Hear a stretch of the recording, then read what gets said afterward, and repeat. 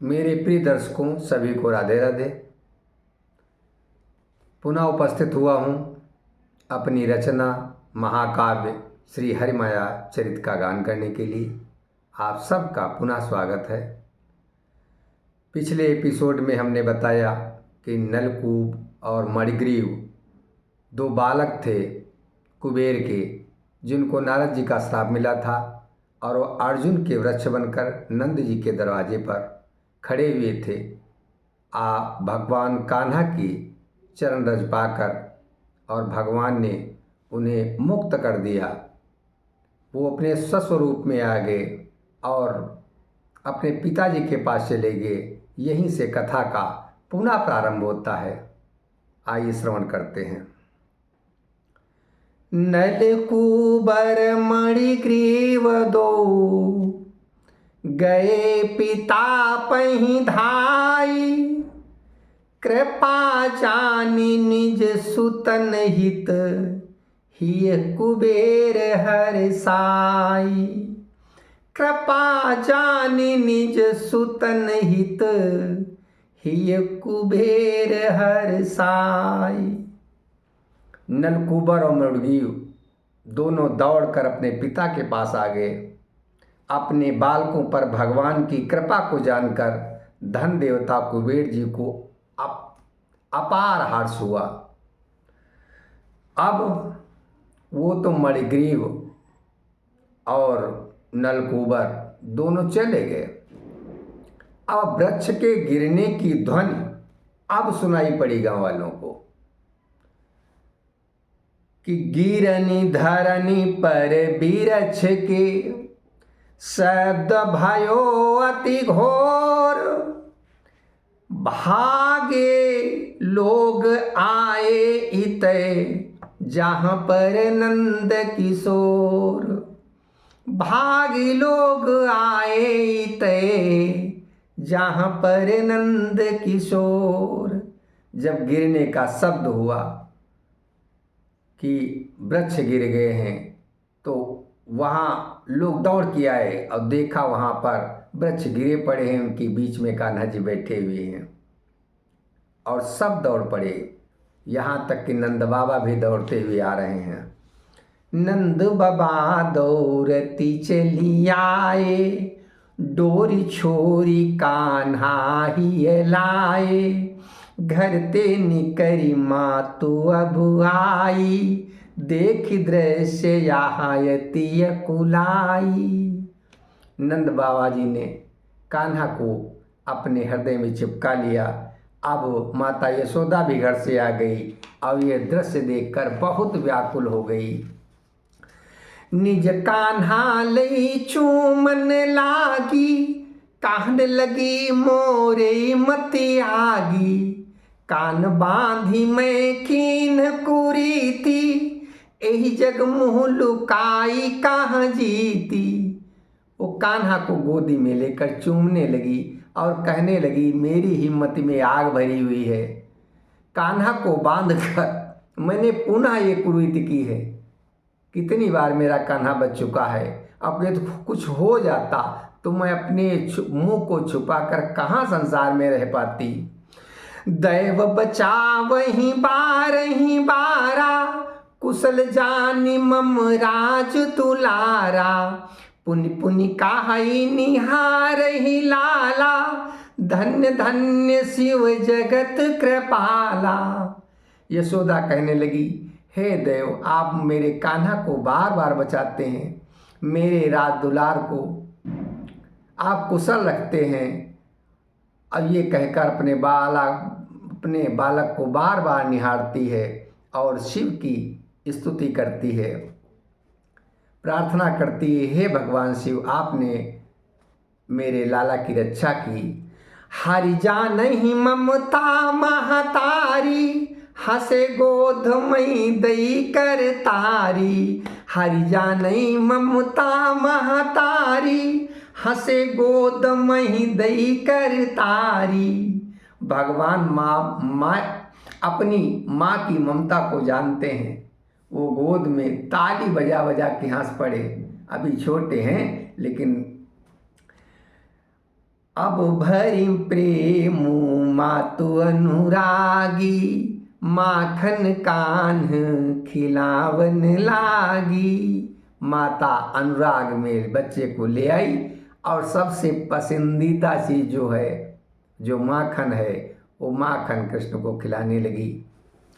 गोकुल अति उत्पात लखी, जन मन कीन विचार। बसहु अन्य स्थल कोई, संतनंद परिवार। बसहु अन्य स्थल कोई, सहित नंद परिवार। गोकुल में अत्यधिक उत्पात देखकर लोगों ने अपने मन में विचार किया कि नंद जी के परिवार सहित अब किसी नए स्थल पे बसा जाए। गोकुल रहने के लायक नहीं रह गया। अब गोप लोगों ने मिलकर एक सभा बुलाई कि क्या किया जाए। बहु गोपन मिली सभा बुलाई, बैठे ताहाँ पूरे जन समुदायी। एक कहाई भली गोकुल नाही, होई उपद्रव यही पुर माही। सभा बैठी, उसमें एक कहने लगा अब गोकुल में भलाई नहीं है गोकुल में रहने में, क्योंकि यहाँ उपद्रव होते हैं बार बार। कबहु राक्षसी उड़ई आकाशा, कबहु धूरी को बनई तमाशा। कहूँ घट गिरई कान्ह पर भारी, बिरछ गिरई कहूँ मूल उखारी। गोप कहने लगा कभी आकाश में राक्षसी उड़कर आ जाती है, कभी धूल का बाउंडर बन के आ जाता है, कभी कान्हा पर सब बर्तन गिरने लगते हैं और वो लकड़ी का छकड़ा गिर जाता है, और कभी मूल सहित वृक्ष गिरने लगते हैं। इसका मतलब है गोकुल रहने के लायक नहीं रह गया है। और उत्मथुरा तट दैत्य बसाने, रखवारे सब करत बहाने। नित भय खाई रहत सब कोई, को गति बनई न जानई कोई। उधर यमुना के तट पर दैत्यों का डेरा है। सभी रक्षक लोग बहाने बनाकर उधर जाने से कतराते हैं। सभी लोग नित्य भयभीत होकर रह रहे हैं। कोई नहीं जानता है कि उसकी कौन सी गति होगी। इसलिए मेरे मन से तो ये है कि यहाँ से कुछ दूर रहो चलकर। कंस केर उत्पात जनाही, हम गोकुल रही बेअब नाही। चलो संग रही बे कछु दूरे, जहाँ हुई सुख साधन पूरे। वो कहने लगा सब कुछ हमको कंस का उत्पात प्रतीत होता है, इसलिए हम लोग अब गोकुल में नहीं रहेंगे। आप लोग यहाँ से चलें और कुछ दूरी बनाकर रहें चल के, जहाँ पर सुख के सभी साधन पूर्ण हों। तब बोले नंद सुनहु सुजन, जो मनु लियो बधाई। तो रही बेहित नीक थल, एक ही मोहि सुहाई। नंद जी कहने लगे यदि आप लोगों ने मन बना ही लिया है तो हमारे विचार से हमको एक ही स्थान उचित लगता है, जहाँ पर अपने सुख साधन अच्छे ढंग से मिल सकते हैं। वृंदावन पावन सघन, मोको अति मन भाई। चलहु स्वजन सब साथ लई, निज निज साज उठाई। कि वो पवित्र घने वृक्षों से घिरा हुआ स्थान वृंदावन है, जो मेरे मन को बहुत ही भाता है। आप सभी लोग अपने स्वजनों को साथ लेकर अपना अपना सामान उठाकर वहीं चले। यह मत सबके मन ही सुहावा, पुन घर घर संदेश जनावा। ये मत, ये विचार सबके मन को भागे और फिर गोकुल के घर घर में ये संदेश पहुंचा दिया गया। अब सबको तो मानने था, भाई नंद जी ने कहा है। तो सजी बैलगाड़ी अति न्यारी, कछु द्वारे सोहई अति प्यारी। बैलगाड़ियां सज गईं, गोप अनेक प्रीति रस पागे, बैल नहावहीं अति अनुरागे। गोप लोग अनेक प्रीति में भरकर अपने अपने बैलों को नहवाने लगे। अब कछु जन ठीक करई निज गाड़ी, निज साधन हित करत जुगाड़ी। कुछ लोगों की बैलगाड़ियाँ ठीक नहीं है तो अपना अपना जुगाड़ करते हैं कि लाओ किस तरीके से अपनी गाड़ी को ठीक कर दें। दर्शकों, मैं आपको बैलगाड़ी जो इस समय अब नहीं रह गई हैं, तो बैलगाड़ियों में क्या क्या सामान लगते थे और बैलगाड़ी कैसे वो ठीक करते हैं, उसकी ये रचना में प्रस्तुति दे रहा हूँ। आप लोग जानेंगे कि पुराने समय में बैलगाड़ियों में क्या क्या था। धुरी होती थी और धुरी में तेल के साथ सन को लपेटा जाता था, चिकना किया जाता था, तब उस पर पहिया चढ़ाया जाता था। तेल सानी सन करी चिकनाई, धुरी लगावहीं अति निपुणाई। और कसहीं सूत जल माही भिगोई, बल्ली जतुआ संग चंदोई। अब बैलगाड़ियां जो बन रही हैं तो सूत भिगोकर, अब बल्ली जतुआ संग चंदोई, ये बल्ली जो होती है वो किनारे की बल्ली होती है जो बैलगाड़ियों में लगी हुई होती हैं इधर आगे से पीछे तक। जतुआ जो होते हैं उनको टेकने के लिए, बल्ली को रोकने के लिए, और चंदोई जो होती है जो पीछे कि दोनों को फैलाव को रोकती हो, वो चंदोई है। गाते जोत समहिला गाही, जो आगे की जुअर होती है जिसमें बैल मचते हैं उसमें गाते होते हैं, जो जिन पर बैलों के मुड्ढे रखे जाते हैं, और वहाँ पर समैला लगाए जाते हैं, इधर डाला गया उधर डाला गया तक, ताकि बैल इधर उधर को न भाग सके। और गाते जोत समैला गाही, अब जोत वो जो नीचे से पट्टी बांध के वहाँ बांधा जाता है। अब कसई जुअरी अति खींच पगाही, पगाही को वो लोग जो जुअर होती है जो बीच में पूरी गाड़ी का लोड रोकती है, उसको वो लोग कसते हैं, खूब कस रहे हैं। और एही बीच कछु जन देर लगावई, एही बीच कछु जन देर लगावई, दो पहियन पर हल चढ़ावई। अब कुछ लोग देर लगा रहे हैं क्योंकि हल चढ़ाने में समय लगता था। वो जो हल होती थी, वो हल का मतलब था लोहे की एक होती थी जो पूरे पहिए के ऊपर चढ़ाई जाती थी ताकि वो पहिया मजबूत रहे और वो चल सके धरती पे, क्योंकि रोड तो है नहीं। तो वो जो मिट्टी पर उसको चलना है ताकि वो बैलेंस भी बनाए रखे और पहियों को सुरक्षित भी रखे। तो वो हल चढ़ती थी, गर्म करके लोहे की छल्ला जो होता था उस पहिए पे चढ़ाया जाता था। गोप लोग करी करी जतन, साजु बनाई विशेष, निज निज गोपिन चलन हित, प्रेषित करई संदेश।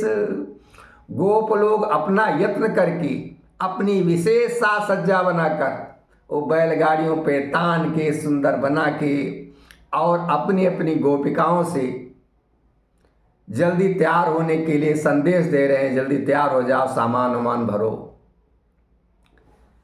अब देखिए गोकुल से सब विदा ले रहे हैं, वृंदावन की तरफ जा रहे हैं। उनको एक नया गांव बसाना है जिस गांव का नाम होगा नंद गांव। अब गांव बसाना है कि नंद जी सबको लिए जा रहे हैं। तो वो अपनी लिपि पुती डेहरी को सब देखती हैं जो उन्होंने मिट्टी से बढ़िया लेप रखा है। सब गोपिन घर की अनुरागी, सब गोपिन घर की अनुरागी, सोचई बहू के ही विधि ग्रह त्यागी। जितनी भी गोपिकाएं थी, आज भी महिलाएं हैं, सदियों से ये है, अपना घर किसको नहीं प्रिय लगता है। और लिपा पुता स्वच्छ घर पड़ा हो अचानक कह दिया जाए तुमको छोड़ना है, बताओ कैसा लगेगा। तो देखें लिपि पुती निज डेरी, हाथ लगा वहीं सुंदर फेरी। देखें लिपि पुती निज डेरी, हाथ लगा वहीं सुंदर फेरी। अब वो गोपिकाएं अपने घर की लिपि पुती डेहरी को देख रही हैं और उस पर हाथ लगाकर सुंदरता से फेरती हैं कि हाँ ये मेरा घर है जिसे मैं छोड़ रही हूँ। चितई चितई पुनि पुनि निज ताना, चितई चितई पुनि पुनि निज ताना, बांधई निज घर को सामाना। अपना सब कुछ जो तना हुआ है, जो बना हुआ है, छप्पर हैं, वो सब देखती हैं और अपने घर का सामान बांध रही हैं। हाँ, शंकर जी पार्वती जी से कहते हैं यहाँ पर कि सुनहु माँ एहि नहीं संदेहा, सुनहु माँ एहि नहीं संदेहा, सब नारिन को अति प्रिय गेहा। माँ सुनहु एहि नहीं संदेहा, सब नारिन को अति प्रिय गेहा।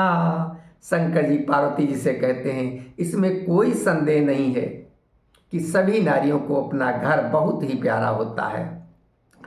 लेकिन सभी गोपिकाएं वहाँ की जो हैं स्त्रियां सब सोच रही हैं कि मन सोचई जब जाई कन्हाई, मन सोचई जब जाई कन्हाई, इतई राहत जीवन अकुलाई। यदि हम यहाँ ठहर भी जाते हैं और मेरे कान्हा वहाँ चले जाएंगे तो मैं जीवन भर व्याकुल रहूंगी, क्योंकि मैं अपने कान्हा को नहीं देख पाऊंगी। यही सब स्त्रियों में जितनी भी वहाँ हैं गोपिकाएं, वो सब के मन में यही है कि हाय अब इत देखे बिनु नंद गोपाला, इत देखे बिनु नंद गोपाला, मरब मीन जस गोकुल जाला। तब तो मेरी वही दशा होगी, गोकुल मेरे लिए जाल बन जाएगा और मैं मछली की तरह मर जाऊंगी, क्योंकि मेरे जल रूपी श्याम सुंदर तो वहाँ चले जाएंगे, जो जीवन दाता हैं वो मेरे कृष्ण कन्हैया तो चले जाएंगे नंद जी के साथ, तो मैं यहाँ रह के क्या करूँगी।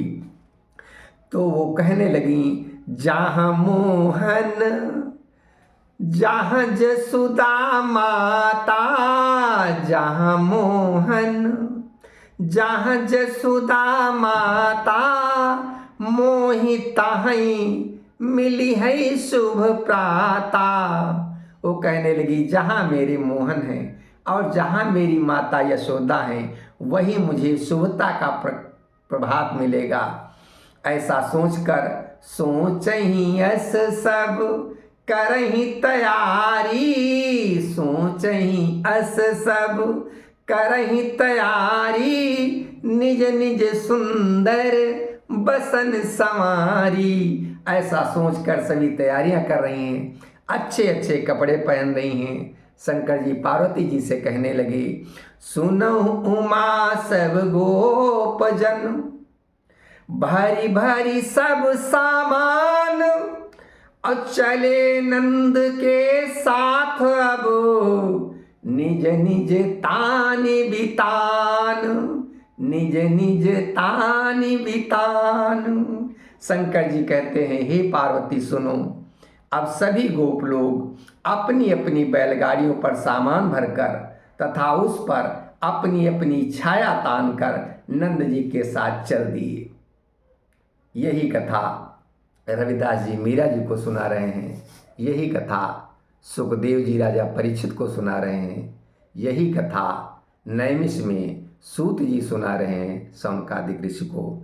अब यही कथा मैं आप लोगों को सुना रहा हूँ। कथा का विश्राम लेते हैं। राधे राधे पुनि कहु राधे, मिटी हैं सब संकट भव बाधे। अमर कथाया जनहितकारी, कलिमल ताप मिटावन हारी। राधे राधे राधे राधे।